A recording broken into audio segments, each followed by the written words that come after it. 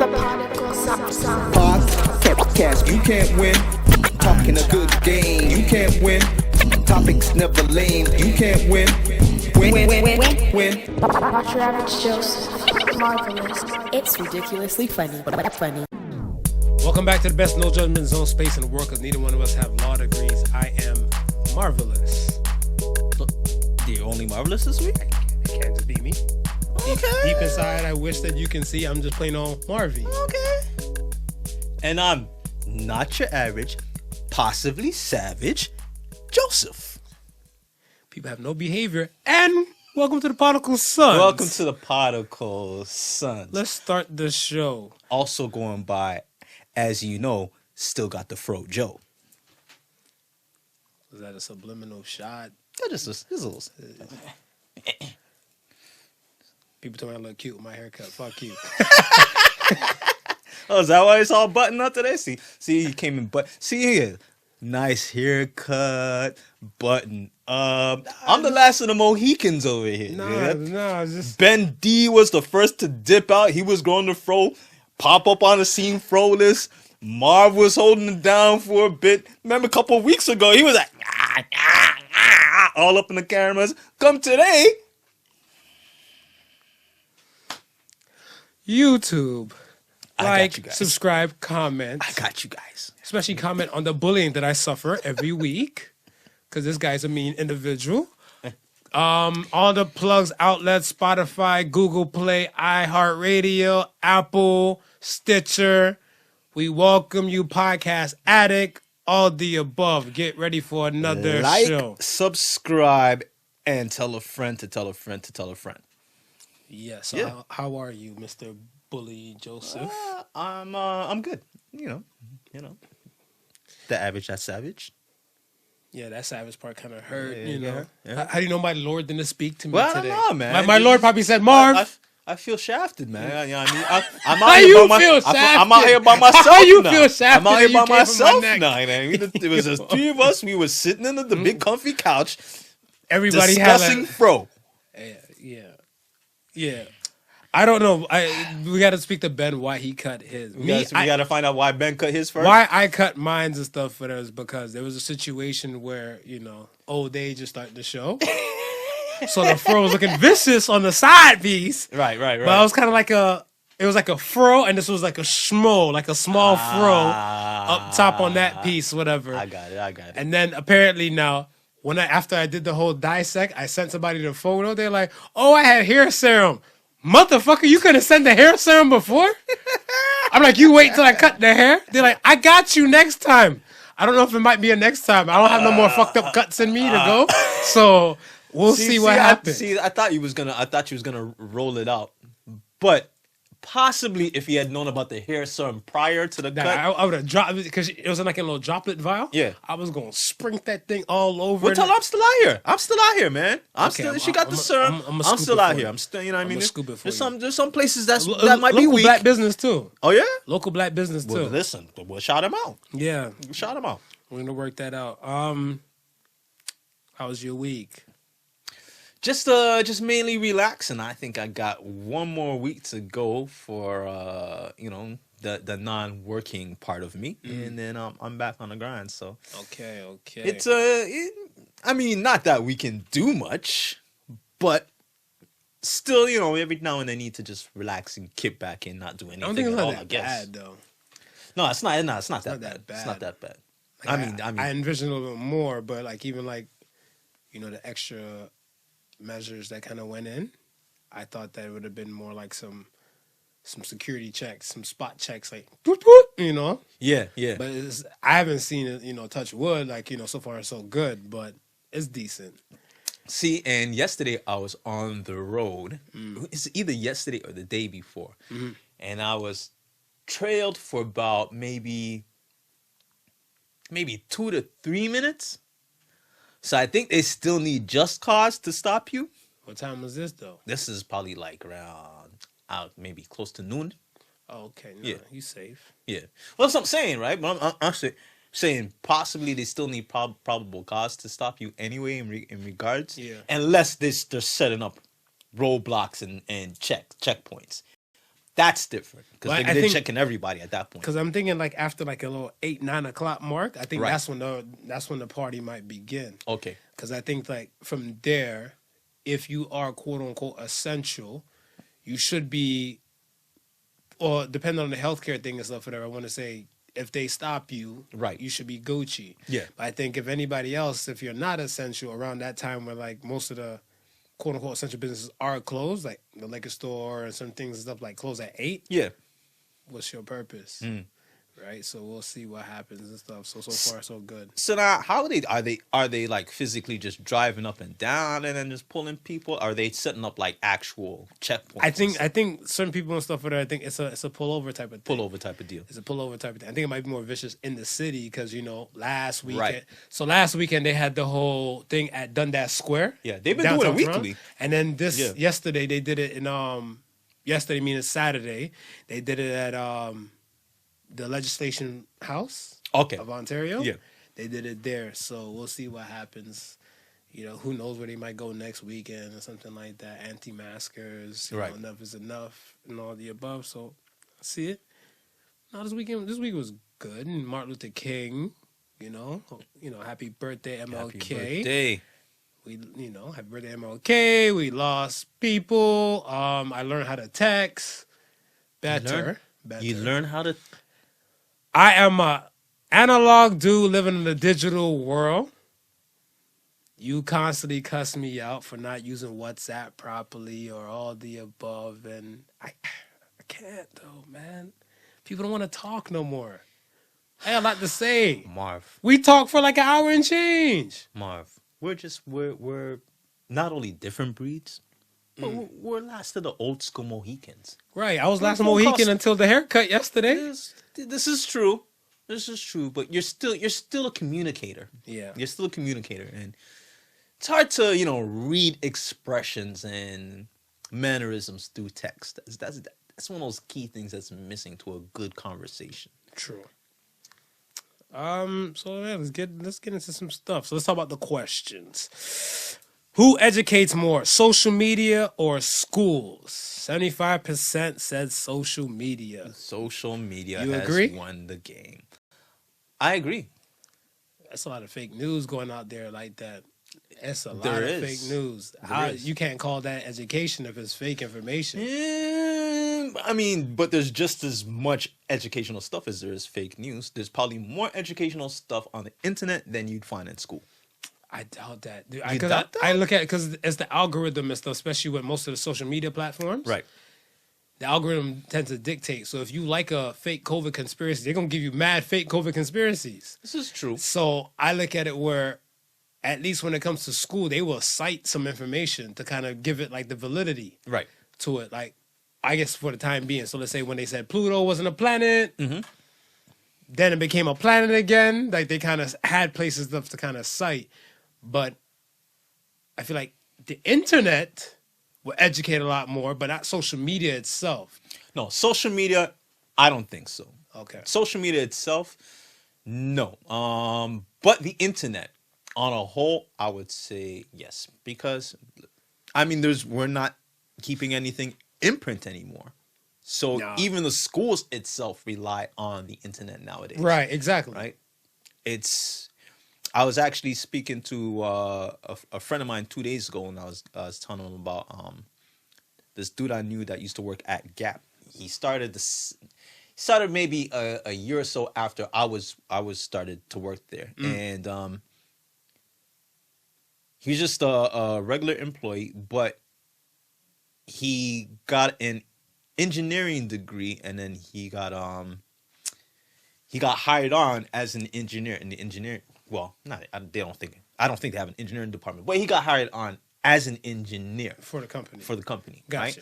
And I asked him, I said, yo, that's cool. I didn't even know you were going to school. I asked him, where did he go to school? And he said, yo, he didn't go to school at all. Ha! He went online, And read up some shit. found the thing, studied it, and then just went for the test. And then that was it. I was like, shit. I see nothing, no harm in that. No harm in that. And I see no harm there's in that. there's nothing that you can't find on the internet to learn. If you want to be a doctor, You can pretty much find the periodicals on the internet. That's what I'm Yeah. saying. Like, I feel like the internet and stuff kind of tends to bridge a lot of gaps. Yeah. Right? And I'm a fan of that. Right. I mean, when I say the social media, like, it takes energy to, like, create a post, highlight a particular area, but how you know you might not highlight the wrong area Right. or the wrong thing, right? Because I remember, like, I seen something about, I think when we were talking about squirting, Yeah. about female squirting and everything like that, I seen, like, some old, what's the guy's name? Seymour Butts. He has his own porno company, and he's saying, like, this is how, you know. Family business. What's it? Family business. That's family business? exactly. Yeah. So he's like, how you curve your hand, rub clit. This is how you get the female orgasm to pop off, whatever. If she's trained enough Right. with enough fluid, Yeah. make it pop off. Then I see on social media, I think it had to be on Instagram or Twitter. Yeah. And I seen, I was like, that's not what Seymour Butts was saying. So I was in a relationship. I said, let me give this shit a shot. You'd get a Seymour Butts. No, I gave the The social media one. media one, right? I'm like, this shit is fake as shit. Yeah. And then when I start Googling other things and stuff, whatever, like I guess I turned back to the internet and everything. Right, They right. got me right back to the Seymour Butts thing. I was like, fake news is a mother, you know? So I'm like, man, there's tons of fake, misleading information out there, but then a Yeah. lot of people don't question anything and they just eat it up. Well, it's. I think with anything though, you have to like dig. Everything is just who's digging, though? Everybody's just- nobody's yeah. digging. Everything is just surface level. But Yeah. in regards to just news on TV, like a lot of times they're only giving you what, maybe A fraction of the size. 60% of the information, Correct. if most, right? For the rest of it, you have to dig. Right, because they can't spell a full news segment on that particular thing. No. That's what documentaries are the type of for. Right.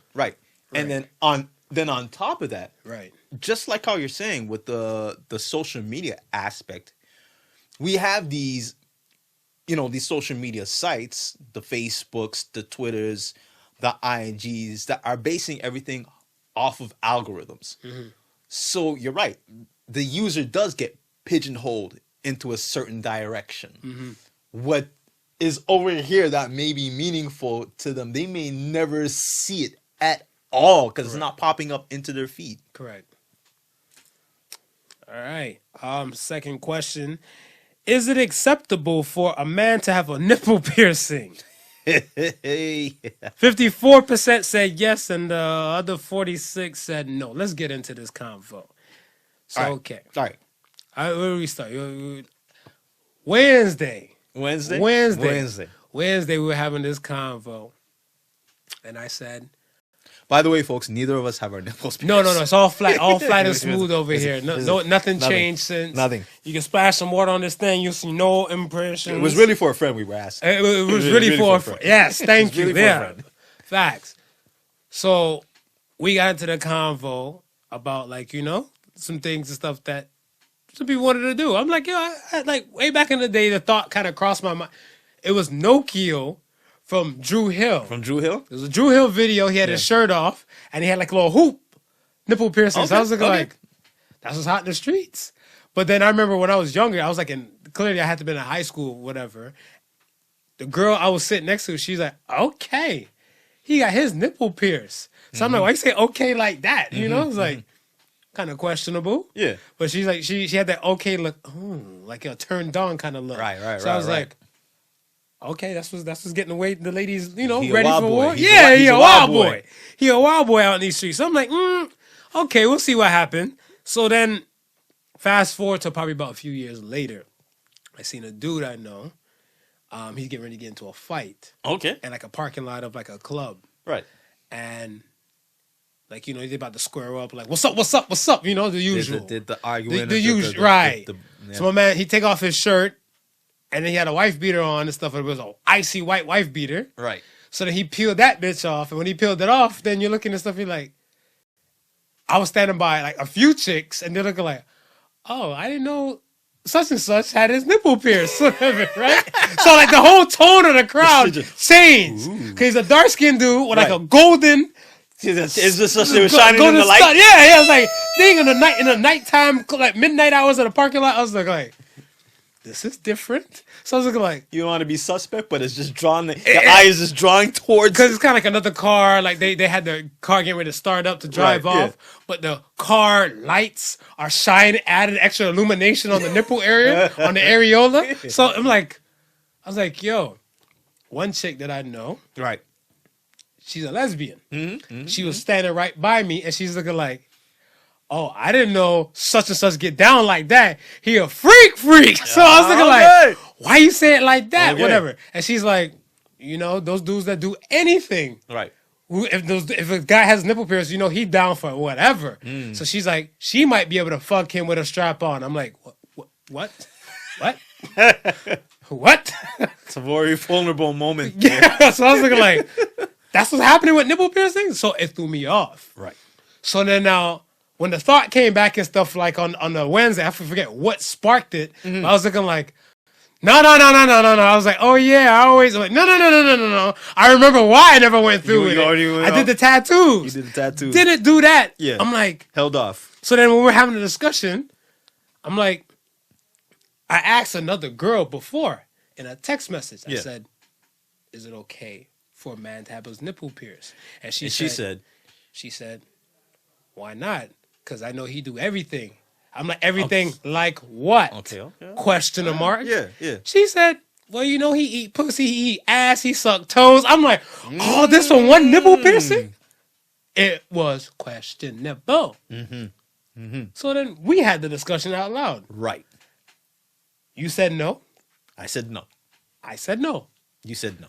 We posted the question Yeah. the following Thursday. That's the next day. Next day. In the morning, tons of people said no.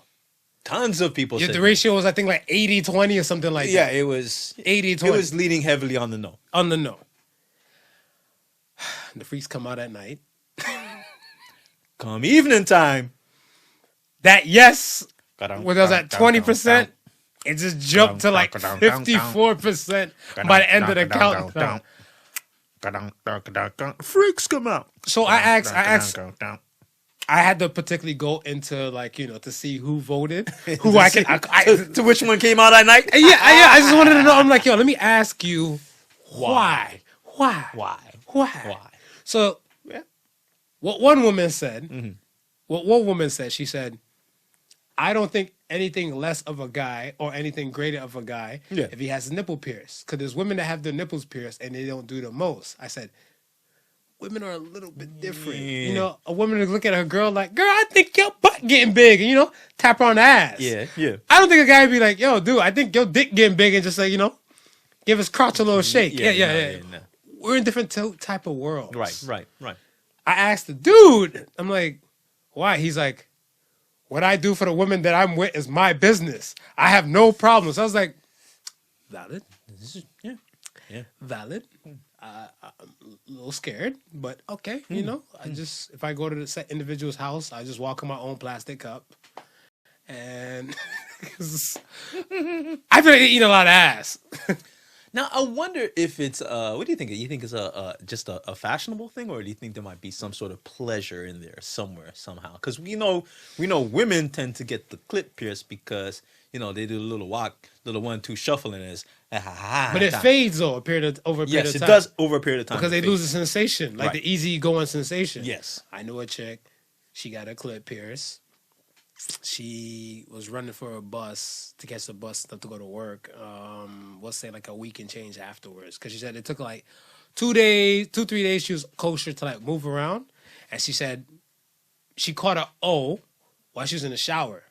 So she's like, she just kind of went to go like, you know, rub the rag and kind of clean that area. Yeah. And she like, boom. She she broke down, but she's like, it was a quick rinse because, you know, everything's coming already down. in the shower. She was Yeah. good. Yeah. So she's like, oh, she knew it was going to be sensitive, but she didn't think it would be that sensitive. Right. She went running for the bus one morning to go to work. And when she was running, the running didn't get her.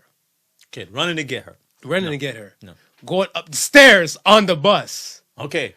Caught her. Yeah. So when she's going up right before she's getting ready to flash her bus pass Yeah. and everything like that, Yeah. whatever, boom, it hit.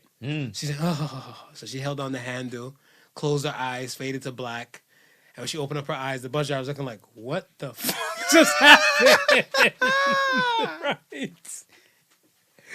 So I was like, Come along, fantastic. That is a fantastic voice. You're damn right.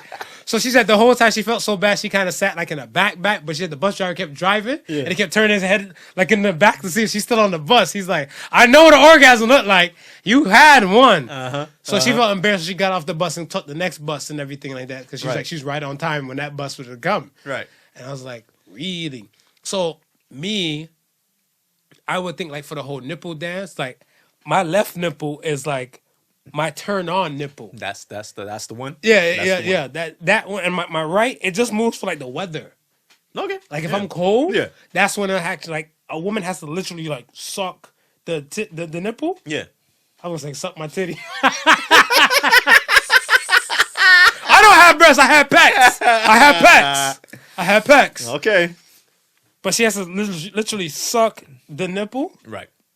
But then was in a situation where a woman was doing like, nipple from left to right, and she went back to the left. She was sharing the love. And then and then so when she went back to the left, the right just like, well, I'm done for now, and kind of went right back in. So she's looking like, damn, that was fast. So it's like, yeah, this is a weather one. Like you got to do the most for this. That's the barometer nipple. Yeah.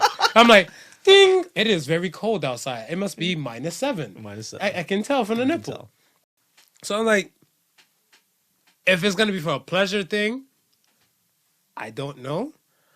If any men are brave enough, please comment. Sliding and email us at AskSons. Let us know. Ask us. And let us know, like, if it's a pleasure type of thing. Yeah. I I mean, women, you can chime in and let us know too. Yeah. I think, so the women that I know who have nipple piercings, their thing is for pleasure. It is for pleasure. It's for pleasure. Right. They said it feels better when it's getting sucked. So with the piercing plus the sucking, it kind of sets it off. So I'm like, okay. I dig it. You know, there's a little metal work in the teeth, but you can work with it. It's like cling, cling, cling. Yeah. That's it. So okay, let's get to the proceedings. Let's talk about this Ashanti and Keisha Cole versus battle. How did this make you feel? I know a lot of people taxed out. I taxed out, man. I'm one of the taxer outers. Yeah. Yeah. I was like, listen, I was so hyped for this battle because I think it was Ashanti who had COVID. Yeah, the first time around. So in December, she had COVID, right. and they removed it. They rescheduled it till Thursday. That's Thursday. And actually, wait. To last Thursday? No, I think this is actually the third date. Oh, word. Yeah, because I think it was supposed to happen a week before. Last week. Yeah, and then they moved it to this Thursday that passed. Right. Okay. So I mean, it's been a long time coming from the time they announced it. I mean, people were kind of anticipating even before they announced it, saying, "Hey, this would be a good matchup." Right. They finally got the matchup, so people were excited for this to happen. Right. The original date, of course, Ashanti had COVID. Then the second date, which I believe was supposed to be last week, they pushed it off to this week. So, I mean, come to the day, I had not remembered a single thing. It was a post that I seen. It's like, oh shit, the Ashanti and Keisha battles tonight. So did the 1s, 2s, watched a couple of my TV shows that I like early off in the days. So dedicated 8 o'clock hour to Keisha and Ashanti. 8 o'clock comes around, I log into the verses. DJ going off, playing some of the old school hits. I'm feeling, getting the vibe on. Getting a vibe. I'm like, wifey there, and wifey's like, okay, why are they running so late? This time it's like around 8:10, around 8:15. I'm like, no, this is the verses flex. Color people right? time. Color people time. All right. You get into the groove. It's just like you going to the party. This is the early warm. For those who are not, familiar with dance hall culture, early warm is the beginning, the build up. So we're building up to the main event, right? Okay. I surround, 20 minutes usually to come in. 8:20 goes by. I'm like, nice. They divas. We give them the little diva thing, right? 25 minutes goes by. I'm like, all right, what's going on now? 33 minutes in, I'm like, okay, nah, this is some bullshit. What the hell is going on? So I'm like, you know what? I'm not that invested to wait for anybody. So I tuned out and I was watching regular TV, and every now and then I would jump back in. So when I jumped back in, and then I seen Ashanti sitting there because it's still the split screens. I see Ashanti at the top. I see the empty, Game of Thrones chair at the bottom, and I'm like, okay, she even Keisha Cole shit on the side. They had like Keisha Cole like at going the side. Up. Yeah. So then I was like, okay, this has turned into the Ashanti show. So I watched a bit of that. Mm-hmm. Then I jumped back out, and I was I went and started binging my regular TV program. It wasn't until maybe about it. I want to say 45 minutes to an hour after. That's when you see. I jumped back in, and I was like, "Oh, okay." Keisha showed up, but at that time, I don't know how much of it I already missed. True, because but you lost interest and stuff. Yeah. So okay, from my side, Right. I think around 7:50 Eastern time. I was on the gram for something, and then I realized that somebody else did a post like, "Oh shit, can't wait for it tonight, 8 Eastern." I'm like, bet I got a few minutes. Let me, plug up my phone. I think I dropped the flyer in the group chat. Yeah. But so in our group chat, Right. you dropped that. Someone else dropped one in another group chat. But the first thing, most of the time when I go on IG, I go straight to the stories. Right. Whatever, for a bit till like somebody has like a whack ass or ad come up that's useless to me. Yeah. So when I seen that, I'm like, okay, bet. Let me charge my phone for about like 10 minutes. Then I'll jump into it. So I was doing some other things, got into like 8:05. I see nobody. Yeah. So I was like, okay, I'll be back. Yeah. So I went to go do other things in the house. I think I was doing laundry and everything. Came back. Shanti's still not there. Right. Keisha not there. My not DJ going off. DJ. Salute to the DJ. The DJ held it down. Salute to the DJ. DJ held it down.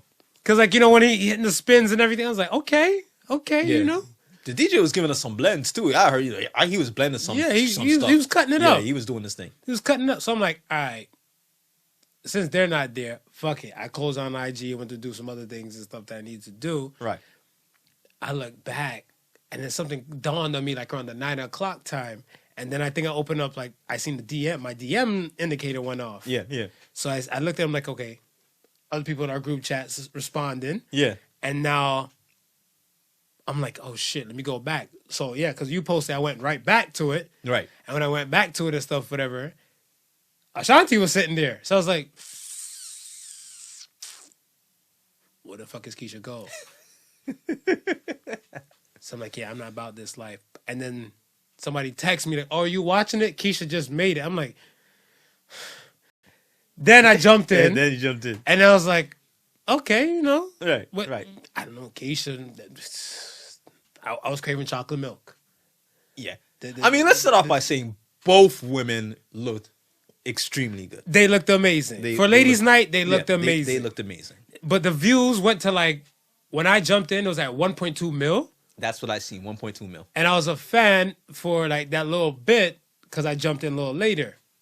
Then I realized that they about to take a break. But I didn't realize they were taking a break because I seen both of them get up like kind of simultaneously. Right. So I was like, what? So then somebody else now like commented and stuff, whatever, like on the feed. They're like, they only did 10 songs. I guess they're going to take a break and come back. Right.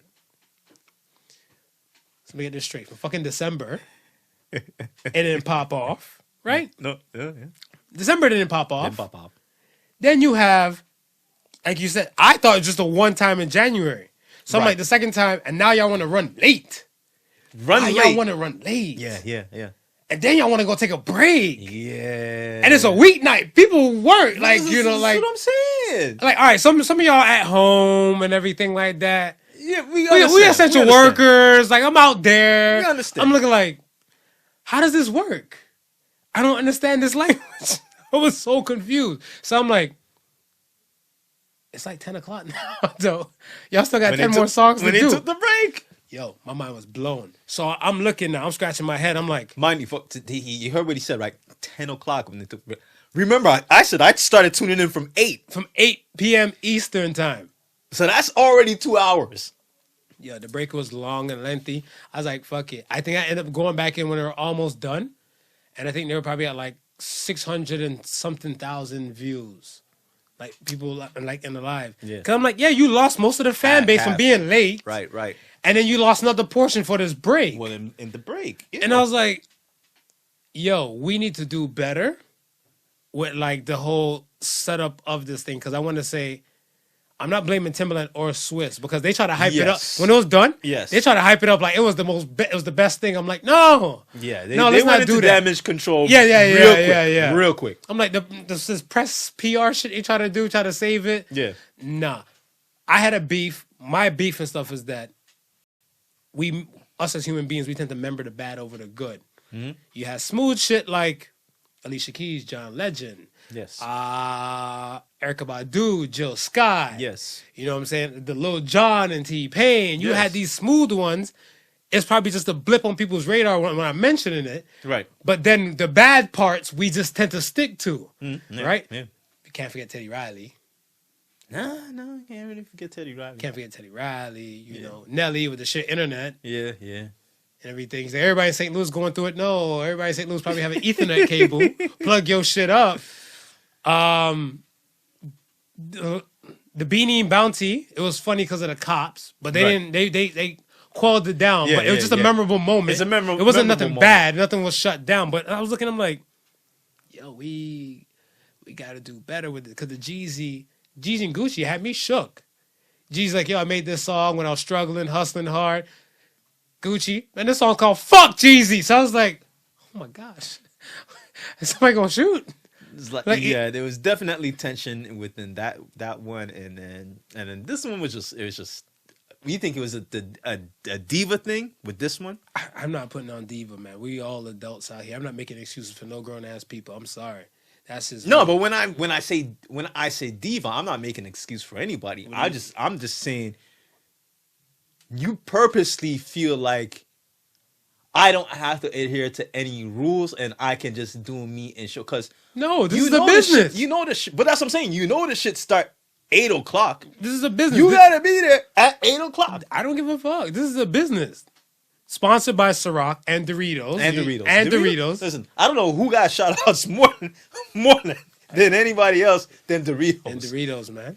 So I'm like, yo, I dig it, but this is a business. It's not just like for fun anymore, like how it was in the beginning. Yes. This is business now. Yes. Now I'm looking at like if I'm a corporate company and stuff and I want to sponsor like say your next tour when you go back on road or everything opens up again, whatever. Why would I fuck with you when you're late in your own damn house? You have to go from the bedroom to the dressing room to the living room. And that's why I'm trying to figure out like what could it have possibly happened, because we know it's not.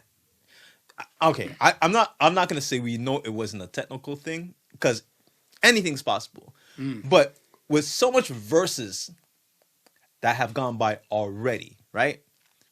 You would think at this point now that the technical issues, all of that has been worked out. Correct. So I'm not assuming that it's a technical issue, right?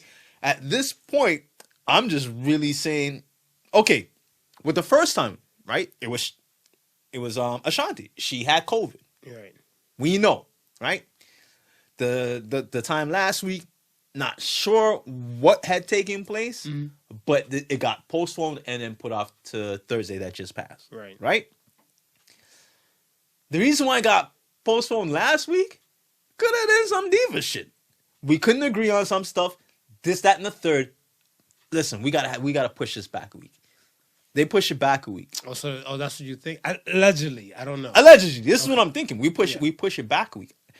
If there's no technical issues, right, and it's just the people, like you said, they're in their house. What could possibly be making? I don't know. That's what I'm saying. Late? I'm not making no excuses for any. These people are entrepreneurs, and it's a business. The name Ashanti, that's a business. Keisha Cole is a business. If this is how you conduct your business and stuff, that's all on you.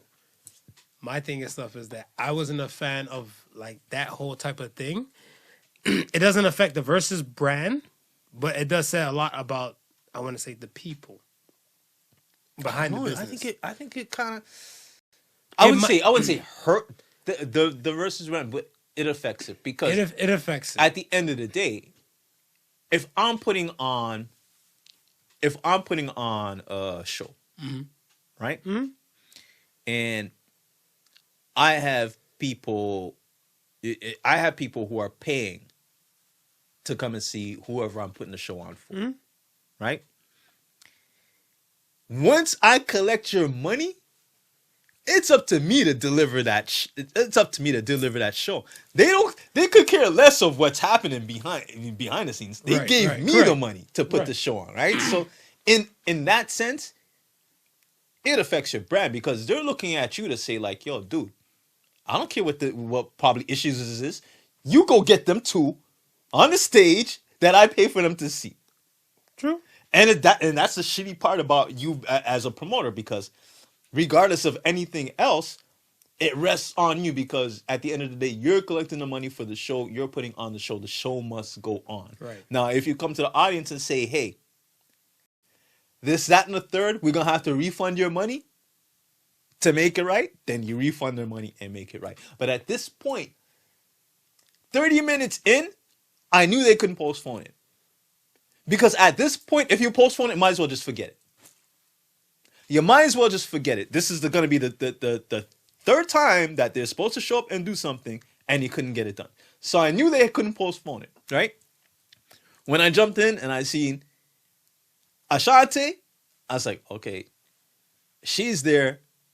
They're running music, so one of two things is going to happen. We're just going to have an Ashanti show, or they're killing time for Keisha to get her shit together, wherever she's at. But at some point, behind the scenes, there's a conversation being had with Keisha.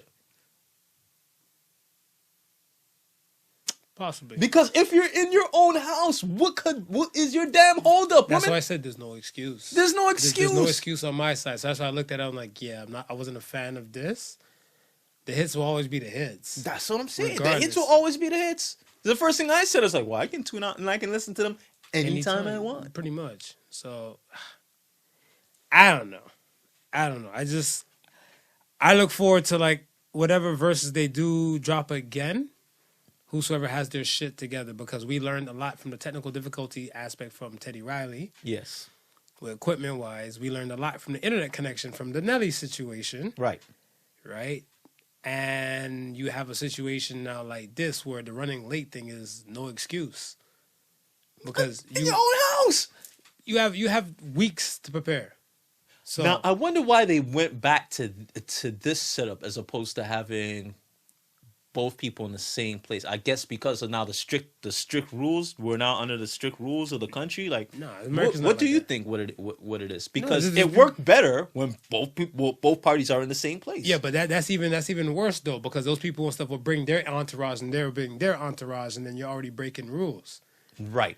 So I mean, this situation and stuff is just kind of like a Jeezy and Gucci's thing was a different situation where they're in a place where the capacity and stuff in Georgia, Georgia ran different during the whole COVID. Yeah, I was about to say Georgia was running different anyway. So their clubs and stuff was still going and everything like that. So they wasn't hitting capacity when they're just doing this celebrity type of feature type of thing, right?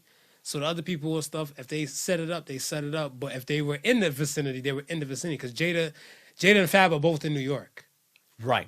So when they did theirs, that was that whatever. So if it's feasible for both parties, then it would happen. Okay.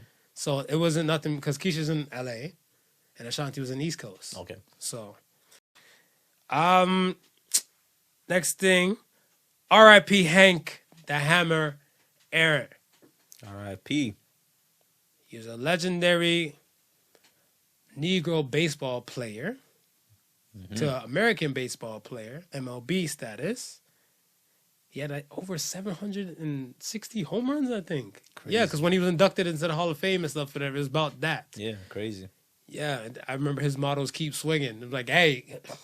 And it could be even more because did he start off in the Negro League? Mm-hmm. And then they're just now factoring those stats. Numbers. Exactly. Yeah. So could he even be more than that? Mm-hmm. I'm sure it's more than that. And R.I.P. Another R.I.P. Damn, two people falling. Two celebrities falling. R.I.P. Lawrence Harvey Zeiger, a.k.a. Better known as Larry King. Larry King.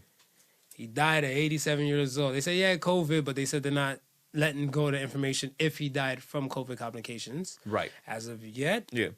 But, I mean, Larry King was the GOAT. To me, I think from me doing this podcasting dance, I always tell people, I try to channel, especially when we have guests, I try to channel my inner Larry King, Howard Stern, and Charlemagne all in one when I'm doing this dance and stuff like that. Because when they go to dig deep, they care. All three of them, they care to know. Yeah. And they try to go a little bit more.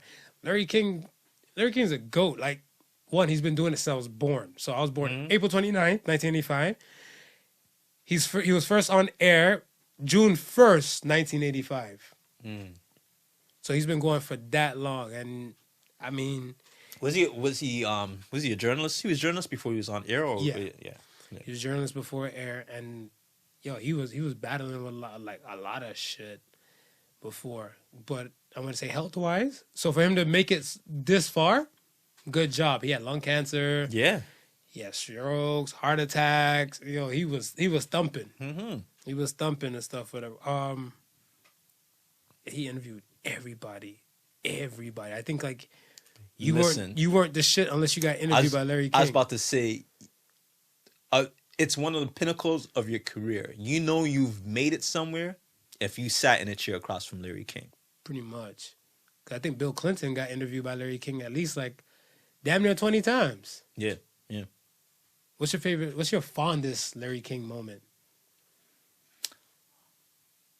I'm trying to think of the one particular. I mean, there's so many, man. This guy, he's like, dude, this guy's a late night legend, bro. I think. What do you have? Can you think of one? Somebody asked him about.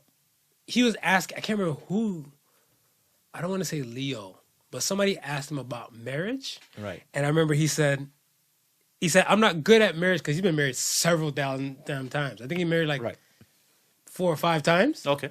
He's like, I'm not good at marriage. He's like the male Liz but Taylor. I'm a great boyfriend. I was like, I was like, yo, I can salute that. I can salute that. You know, you're limited to play within it.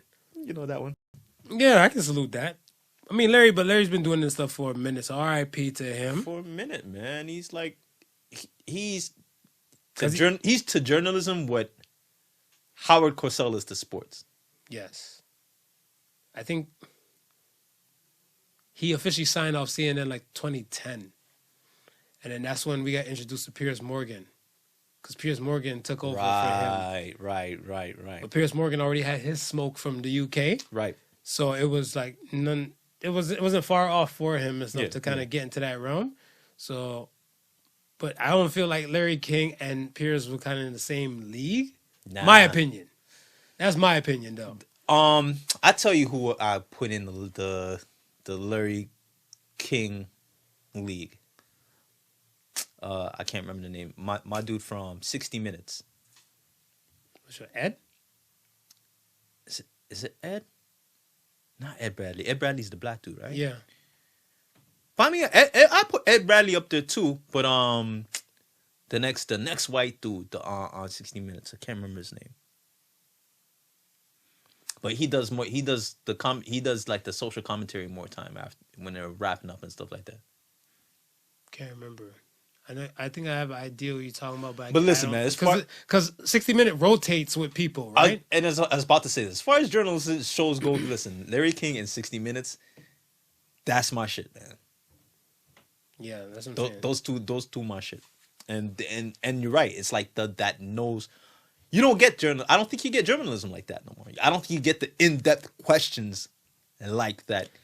I feel like you still do, but I feel like PR companies have more say into the matter now. Yeah. And it's kind of like, so, okay. I heard a thing about Larry King a long time ago and stuff, but I don't know if it's 100%, but it was my mother's friend. She was a big fan of like the Rat Pack. And she told me Larry King was the only man I was able to pull off an interview with when Frank Sinatra died. Okay. So he said, Larry King was the only person that pulled off the interview with Frank Sinatra. And I think Brando. And those two dudes were like the most hardest people to interview and stuff with, or to sit down with, because they didn't like press and all that type of stuff. Right. And he pulled it off. And then she was saying the stuff that after that, everybody in the Rat Pack started to follow suit. Because they're like, well, old Blue Eyes can go. Fuck it, we can all go and stuff with her. And I think a little bit after that, that's when D. Martin went, and I think Sammy Davis Jr. went, and I was like, who the hell? And I'm like, Frank Sinatra? They're like, yeah. They're like, Sinatra was that guy. They're like, everybody's like, well, if he can sit down in front of Larry King, I mean, like, and he's hard to fucking sit with.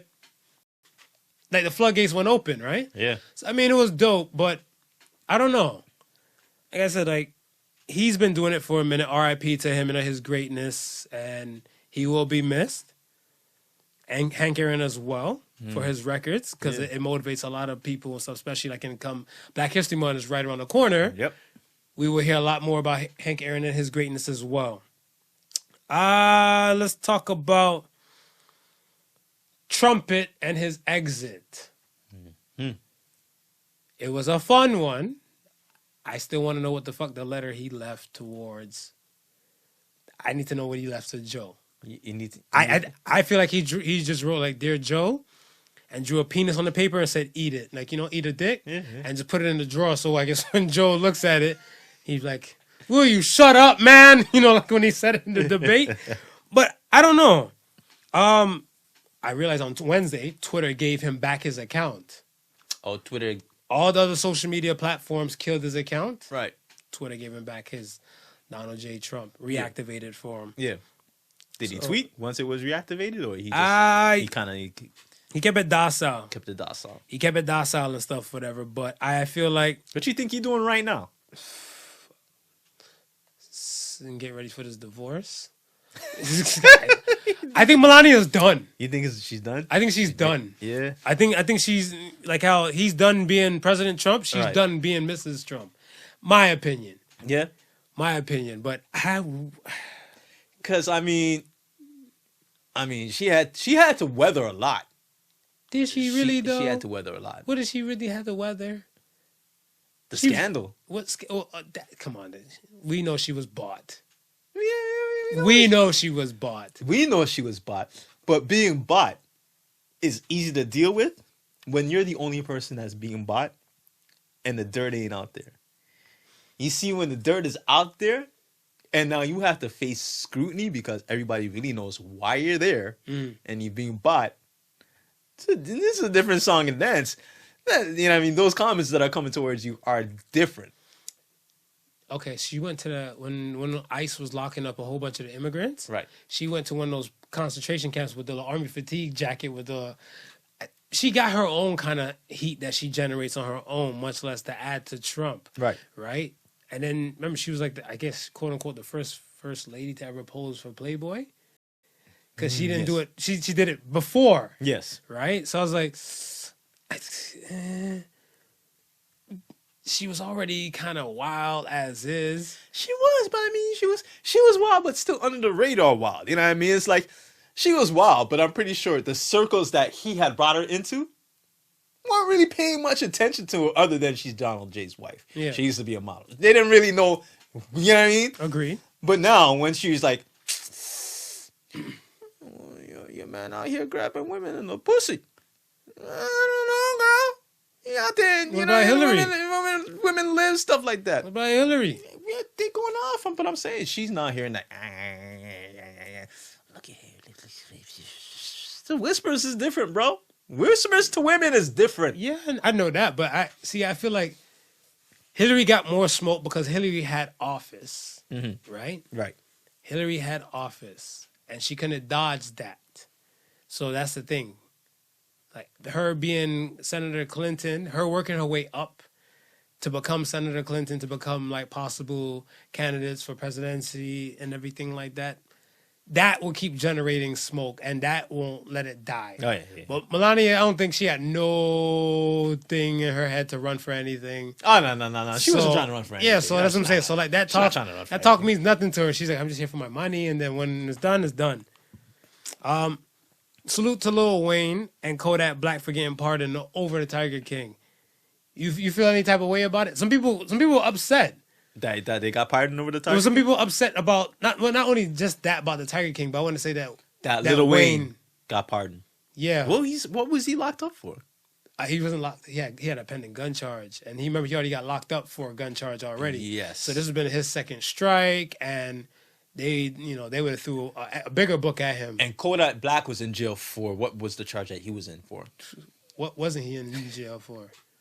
Remember, he had the child endangerment with the guns. He had the other, I think, money thing I'd going be on. pissed off. I'd be mad too. Because what was Tiger King in there for?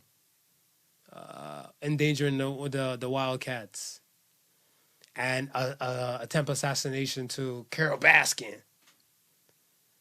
Which we know. Come on, I mean, the documentary will tell you that. I I feel like the documentary didn't slap. It didn't slap like that to Trump if he didn't do it. Yeah. Or it could have been a money dance. Could be a money dance. Because I feel like tons of people and stuff whatever got paid to get a part. Like they paid to get a pardon. You agree? Well, I mean, we touched upon this, I think, a few weeks ago when we were talking about do we think if they pardon for legacy or if they pardon for so and so and personal interest. And I'm a firm believer that anybody who's exiting is always trying to set themselves up for the next thing. So listen, he's in entertainment. We already know this guy is an entertainment kingpin, right? Those guys are a part of entertainment. I wouldn't be surprised if shoulders were being rubbed and things were being passed to kind of, hey, make some actions occur. I wouldn't be surprised. Nah. I mean, you grease a few pockets. Shit, if I had the power and stuff like that to kind of pardon a few people and everything, and somebody tell me like, yo, I got $100,000 coming your way, I was like, I need to see it go into my account first. Yo, hell yeah. Why not? It's so funny, man. As just shout out for, I don't know if you recommended Ozark to me, but I just been beat crazy with it, man. And it's funny because I'm just remembering the Smooth's late to the party, folks. I'm late to Don't the party, be mad. but This is what he does. Sorry. Same thing with Insecure. I've been telling motherfucker for eons and stuff, whatever. These Caught shows on is wax. good. These shows We are have it good. on record that I These told shows you is on the good. podcast about Insecure. You know what it is? I'm actually, because I'm not working, I have the time to just sit back and just take in a lot of shit. Why do you think I was growing my fro? I'm like, everybody else got to do all this type of COVID shit.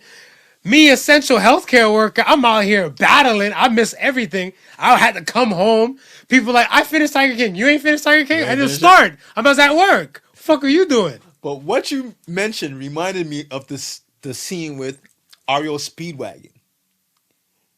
When he goes up to the manager and he talks to the manager and he's saying, yo, how about we purchase your equipment from you and do this, that, and the third and so forth like that. And the guy's like, how much? About 100,000. And the dude from Ariel Speedwagon jumps on the phone. He's like, yeah, buddy wants us to launder about 100,000. He goes, how much? 100,000. Okay. It's like, yeah. You gotta grease pockets, man. Grease pockets. You gotta grease pockets. Money talks and bullshit runs track meets. They said bullshit walks? No, bullshit runs track meets, man. Everybody got this hard ass talk and a lot of swift talking and stuff with it. Nah, bullshit don't make the cut no more. Put your money where your mouth is. Put your money where your mouth is. Yo, there's a lot of, like, speaking of about debts and everything and stuff too. Salute to Dr. Dre. Big shout out to Dr. Dre. Yes. He's home. Yes, he's home. Survived his brain aneurysm. Like, do you think it's a wake up call for him to kind of him or people like that to get their ducks in a row? Because if Dr. Dre would have, touched wood, like kicked the bucket, he would have left a lot of pocket change floating to the government. Yeah. Remember, he was going through a divorce with an estranged wife. That word always kills me. Estranged. Yeah. He was getting ready to battle a divorce with her, and then, he has his other pending deals and stuff. But I think the Apple deal was secure, but I think he was in business and stuff to take over other companies. Right. As well. 'Cause I think him and Cube had like a joint venture together, so that's why Cube was kind of like, Hopefully he'll get well. He'll pull through and everything like that. The last joint venture they had was the co-writing of Straight Outta Compton. Right. So I guess it must have been somewhere in the film industry world. Okay. And I was like, a lot of people need to really get their ducks in a row because think about it. We don't have Dre money. But I mean, when white people die, they leave a will. When black people die, they leave a bill. Salute to Chris Rock for that line. Do you think it's a wake-up call for a lot of people or no? I think it's never a wake-up call for anybody. Why do you think people are uncomfortable talk about death and whatever's going to happen afterwards? I'm not sure if it's the uncomfortableness. I think if you're someone who's either financially secure or looking towards being financially secure, those things are kind of on your radar already. For the most part, the people who are living day-to-day paychecks are probably only concerned with surviving and not Scratching and surviving. Good times. Not necessarily, planning for what may happen, what may or may not happen for them. I just find it funny as human beings, we only worry about like mortality when it comes to like death come knocking at the door. Like we don't give a fuck about no. We know death is there. Like from like, let's say we become adults at 18. Yeah, we know death is there. Hell, yeah. Some kids don't even make it to 18. We know this, but people don't give a fuck until like it happens to them and they're like, "Whew, almost died. All right, let me make sure my cat is fed and taken care of. In case I." Yeah, why do we wait? I think, like I said, some of us are too busy living life. Some of us are too busy trying to live life, and it does take a wake up call. Some of us think that we're invincible and it could never happen to us. It does take that wake up call, right? And again, and a lot of us know that we should. But if I'm living paycheck to paycheck, right, I may not be able to afford that $50 or that $25 what I should be putting away towards life insurance. You know what I mean? It's like I know I need it. I know but I just can't afford it. And there's a lot of us who are in that situation. Mind you, there are a lot of us that are not and just have it as an oblivious fact. But yeah, we know a lot of people within our community who get stuck with bills, who get put in situations where they don't know how they're going to come out of because the person who passed did not properly prepare for it. But even what about a will? Like a will, like there's an app for that. There's actually an app where you can just designate like, your will. Like it's not. But Marv, think about it though. If we look at our community on a whole, how many people do you know actually have stuff that they can will away? A good portion of the time, probably just a car. Just the car, right? Right. That's what I'm saying. So if you know you only have a damn car to will away, what's going to be your incentive to write a will? I don't know because I look at a lot of people. So are we looking at black people on a whole? Is that what we're trying to look at? Because you're saying our community. No, I'm just saying because I'm just not even black people on a whole. I'm just saying those who are living. Let's say those who are living paycheck to paycheck. Right. Right. Those who are living paycheck to paycheck, where if they start paying for something else, it might cause a little bit of suffering. So they don't bother. Even though it could be something as important as life insurance. That's a wake-up call for them to kind of not live beyond their means. Because, I mean, if you're in a situation where, let's say $30 will hurt you for the month, right? Something's got to give. Yeah, but sometimes it's not even not because but sometimes it's not even not living by your needs. Think about it. Look at it this way, right? If you're in an apartment, right? Okay. You work at a company making minimum wage, right? You're there for 5 years. Within that 5 years, you may have seen 2 raises, right? within that same 5 years, your rent may have increased 3 or 4 times, Right. right? So now you're working just to hold on to where you're living. You're not even thinking about anything else. So it's not a situation where you're living beyond your means. Sometimes you're within your means, and then your means is just not enough. I don't know. I got to disagree with you on that. The reason why I say I got to disagree is because I look at it like, if you realize you're treading water with what you're doing, Right. you got to make a different move. You got to make a different, I want to say, money dance, period. So if you're living in a situation where you can't survive or you're treading water by yourself, look into a roommate. Look into living with family. Look into like renting a place till you kind of get to a point where you're not treading, because they tell you at least save for a rainy day. What happens when a rainy day comes? You're drowning then if you're just treading water. That's a choice. That's a choice. You're not in a situation, like if you're in a situation, you're like, fuck, every month for like even a year, you barely have enough to kind of just, you're scraping along. Right.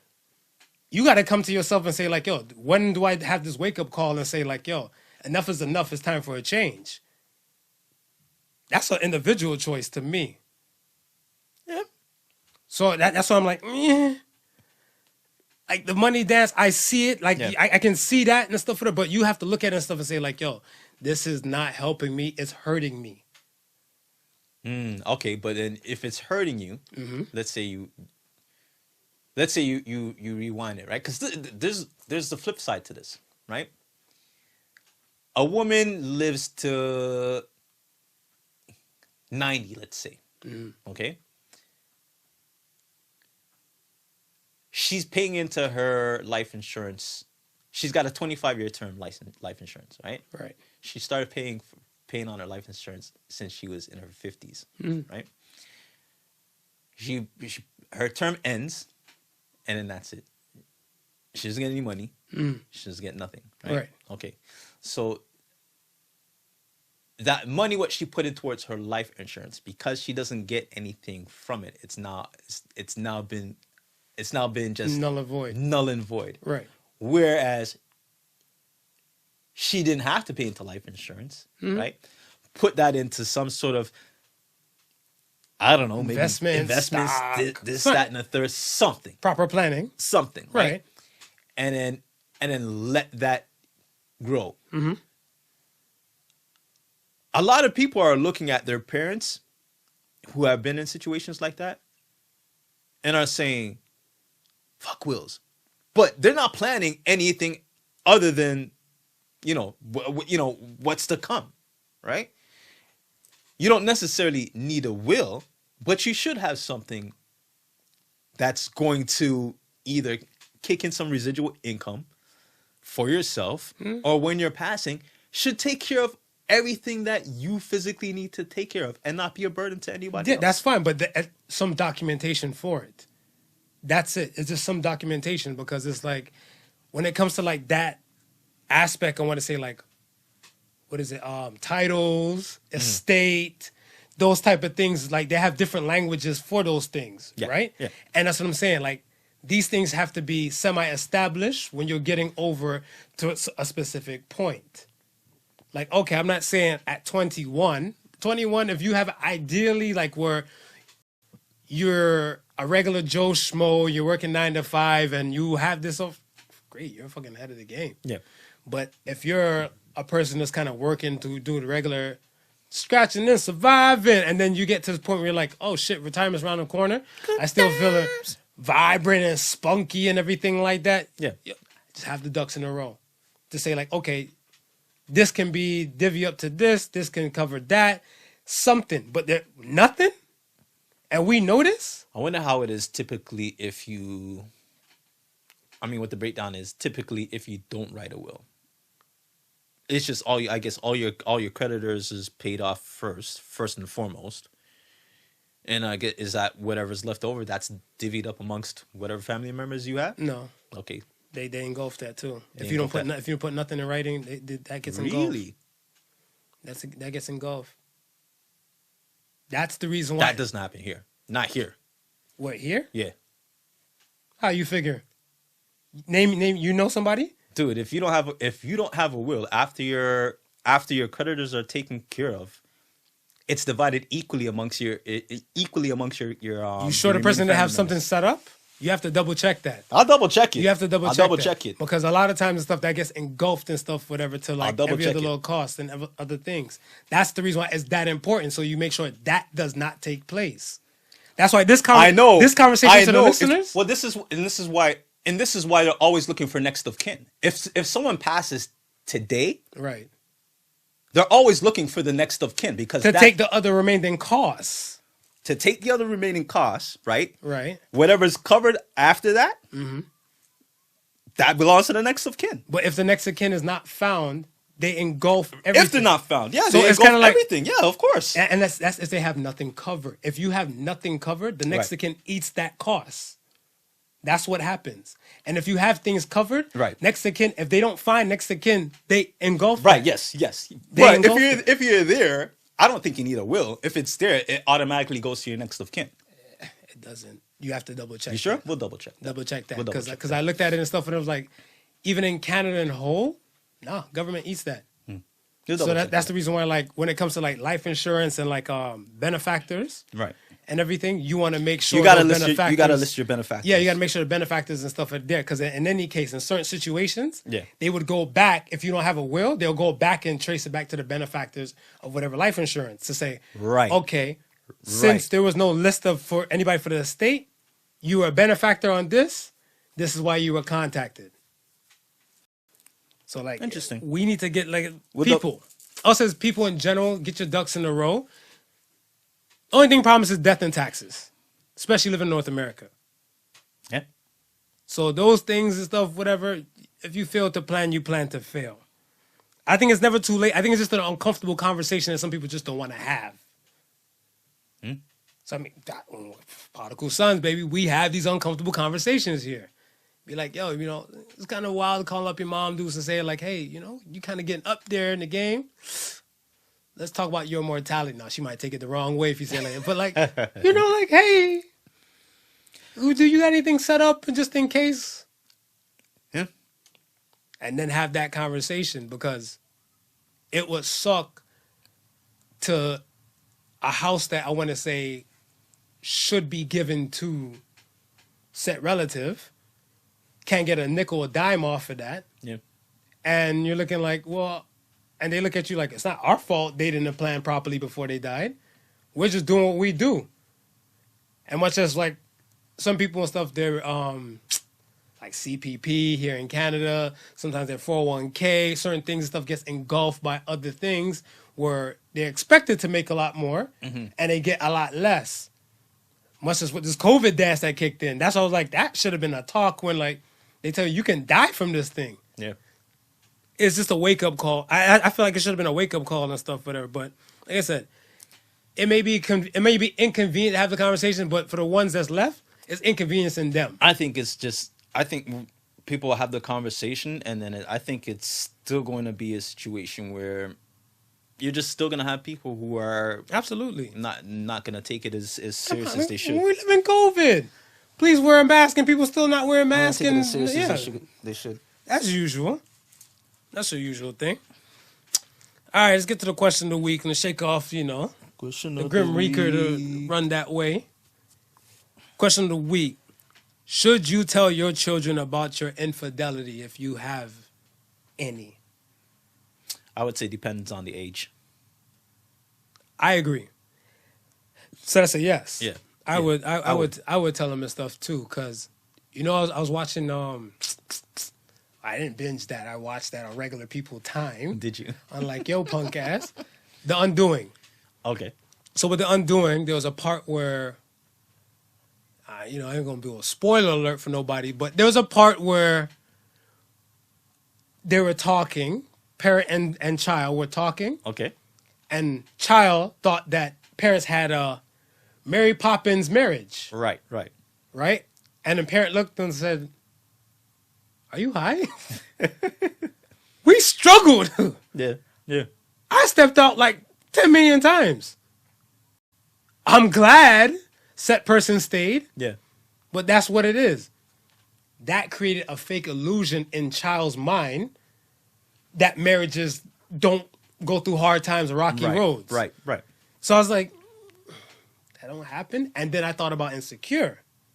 And then Insecure, with said person, you know, when she found out her parents had a situation, say, hey, see, I don't do spoiler words, baby.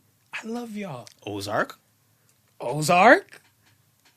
It happens. Yeah, it It happens. happens. But that's what I'm saying. Like, I agree with you. When the child gets to a specific type of age, Yes. I feel like the things we do for our children is to help prep them for adult life without us. Right. And I feel like a conversation like that should be had. Yeah. But some people feel like, no, my kids need to live in La La Land, or my kids don't need to know. And then because the kids will look at them different when they do find out. When they do. And that's why I say age-wise, right? Because I think if you tell a child that may be too young to comprehend that this is something that adults go through, and it's not just So what's your parents, and it's not, he's not a bad person, I'm not a bad person type of deal. It's just something that happens between adults. I don't think that's something that an adolescent can comprehend. So how old are we talking now? I would say probably maybe around 17, 18. I can dig that. I think around 17, 18 I can is dig that. a good age. I can dig that because I look at it and stuff at least when they're getting ready to experience like that kind of relationship and dating world. Exactly. No, for a fact, it's not sunshine, rainbows, and lollipops. Exactly. On that side, because on this side it wasn't. Yeah, I can dig that. It's just that. See, like when with the look back thing that got me was somebody said, your kid will look at you a particular way, in a manner, and then they'll look at the set person. So say you got cheated on. Right. Your kid might look at you like, why you stay? Why you stay, Dad? You got cheated on. Why you stay? And then that's another conversation and stuff in itself. Right. Because I heard a guy say it. He's like, if I cheat on a woman and she finds out and she stays with me, I got to dip. So I'm like, why are you leaving? He's like, because she might be cheating too. So I was like, I see it. But I was like, this opens up a whole nother can of worms too. It does. So I was like, your kids will say that, like, you know, why'd you stay and everything. And then you have to have that conversation with them and then vice versa too, right? And then I look too, like, why would I stay with a person? I'm like, it has to be a level of love. And then I have to have that conversation with myself. Right. And then I have to be able to iterate this in words for my child to understand. For your child to understand. And again, it's like it may take you being an adult, going through adult situations to finally get it. So to turn around and try to explain that to somebody who's not yet an adult. Yeah. To have an adult expectation of certain things and to expect them to now get it. It's a hard task. Facts. I can agree to that. All right. Let's get to the Ask the Sons. Ask the Sons. First Ask the Sons question comes from Fanon X. What nationality or race would you want to be besides your current? Nationality or race? Mm-hmm. Japanese for me. Japanese? I watch too much anime for not to be Japanese. I don't know if I can be with Caucasian. I think I would hope to have like a average black man penis when I'm Japanese. Because I would hope. Because, you know, I hear a little womp womp, you know, fit warm on the hook. I'm going to go with Spanish. Spanish? Which Spanish? Spaniard? Like Spain? No. I'm going to lean more to the Guatemalan. Guatemalan. Really? Yeah. What, so are you Afro-Latino? I'm Afro-Latino. Oh, so okay, so same kind of race, which is different nationality. I'm Afro-Latino all the way, Okay, baby. sí, señor, sí. Okay. All right, next question comes from Marcus. Can't forget that damn name. Are you an ass man or are you a breast man? See, in my early stages of life, I was born and raised a breast man. But I want to say, I don't even know what fucking camera to look at. I want to say later on in my latter stages, I've kind of went down south and learned to appreciate the bottom half. You know what? Yeah. I was either breast man or ass man, Right. but one of my other friends, it was Ben. It was Ben. Ben?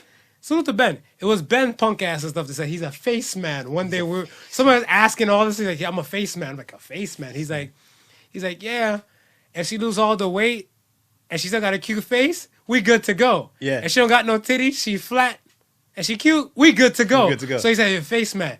But me, I'm more of an ass man. Yeah. Because I can appreciate, like, I don't know, I got a thing for, like, the little boy shorts, booty shorts in the house. Yeah. And, like, just walk past, like, pow, like a little cheek hanging out and everything. Isn't that like one of the most appealing things? It The is. cheek just hanging just a Just little bit below the shorts. Yeah, just a little bit. Be like, Hi. yeah, I mean, hey. hey, I'm here. Huh. That. Yeah. So we're both ass men. Well, I mean, Okay. Last question comes there's from. something to say about the bra with it. You know what I mean? It's just a little bit too small, and the titty trying to pop out. Yeah, that's fun. Because they said what? I think they said like 80% of women don't wear proper bra. No, they don't. So like the ones with the big ass titties, they get like some ones that kind of hold it up. Yeah. And then there's extra titty meat hanging out. Yeah. The titty meat is Hello. sexy, you know. Yeah. And then I got inceptioned one day. A friend of mine, she let a friend of hers borrow. I think there's Miracle Bra. So the Miracle Bra is like either other step up or step down. Yeah. This is what the Inception girlie did. Her friend who had bees Had bees. flatten out 2 ankle socks, flatten them things out. Mm-hmm. Put on the Miracle Bra underneath the titties. Yeah. Put the ankle socks there. Okay. Gave it like a little voluptuous look and took a little makeup and just contoured the chest. So the real titties are jiggling and moving, so the whole thing just looks super full. So you're thinking, I'm like, wait, what the fuck? She's like, yeah, so I'll be able to drink for free tonight. I was like, motherfucker. Titty fished. Titty fish. Titty fished. Titty fish. It's catfish, hatfish, titty fish. Titty fished. Last question comes from Van Dam Cover. What do people learn too late? About wills. Yo, a perfect question. About wills and credit. Wills and credit. About to say how to properly invest their money. Yeah. Yeah. Wills and credit. Wills and and then credit. invest in their money. Because I feel like a lot of people, I don't know. I want to say in your late teens, early 20s, you're still just cutting through. I think in your 30s, you start to establish your finances in a better way. Yeah. And then 40s, that's why when I hear people say 40 is the new 20 and everything, I don't really cuss them because it's kind of like you have this knowledge now Right. to how to go about shit and do shit, so you're kind of Right. smooth and stuff, whatever, right? Because somebody even said to me one day, I can't remember who, talked to too many people, but they said, oh, they heard the podcast when you said you come to a point where you don't have to worry about money. Yeah. And then they're like, how old is he? So I was like, well, he's in his 40s now. He's up there. He's like, obviously, that's why he'll talk like that. And I was like, I see your point. Your point is absolutely valid. But she sounds stressed. Nah, listen, I admit, man, when I was in my 20s, I wasn't good with money. I wasn't. And I had myself in situations where I didn't want to be in. And as soon as I learned how to get out of that, I made a pact that I would never return. So if it took learning how to be good with money, that was what I was gonna do.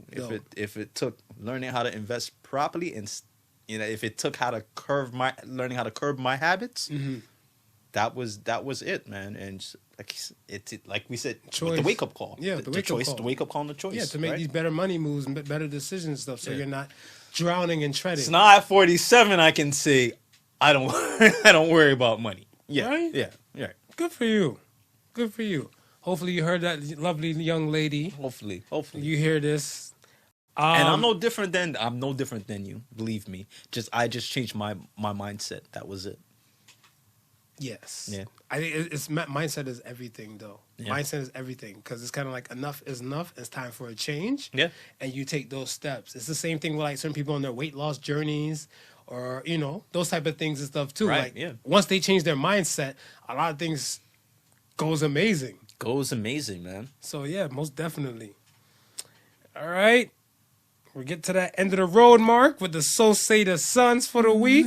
We go Little word to the wise to the mafia. end of the road. I ain't kicking the bucket. Calm down. Oh, we talked about a lot of The death. show. A lot of death. Show the death. Come on, man. Till death do us part. Keep with me, man. Okay, I got you. You cut the fro, and all of a sudden, all sorts changed. of madness is happening. Everyone look at you strange, like you changed, like you worked that hard to stay the same. Oh man. So Say the Sons for this week is: don't mess with someone's feelings when you're unsure about yours. So says the sons. A lot of people took that as a relationship thing. It's not. It could be a personality type of thing and stuff as well. Like, bullies. Yeah. A lot of people, they always say hurt people hurt people. Yeah. So a lot of times you got to work out yourself and sort out yourself and your feelings and your state of mind before you start fucking with other people's. Yeah. Agreed? Okay. That's a wrap. Sweep across your own front door before you sweep across mine. Hey, look at that. Hey. A little twofer right there. Two for the price of one. Oh, do it. Once again, folks, man, thank you for rocking with us. Thank you for listening to the Podical Sons. Remember the difference between genius and stupidity is that genius has its limits. Peace and love. Y'all be safe out there. Talk about the death situations. Talk about the life situations. Just be talking to people. Just be talking to. Just talk. Check up on loved ones if you haven't already. Yes, most definitely. All right? All right. Peace. Go looking. The Podical Sons with not your average Joseph and Sofa King Marvelous.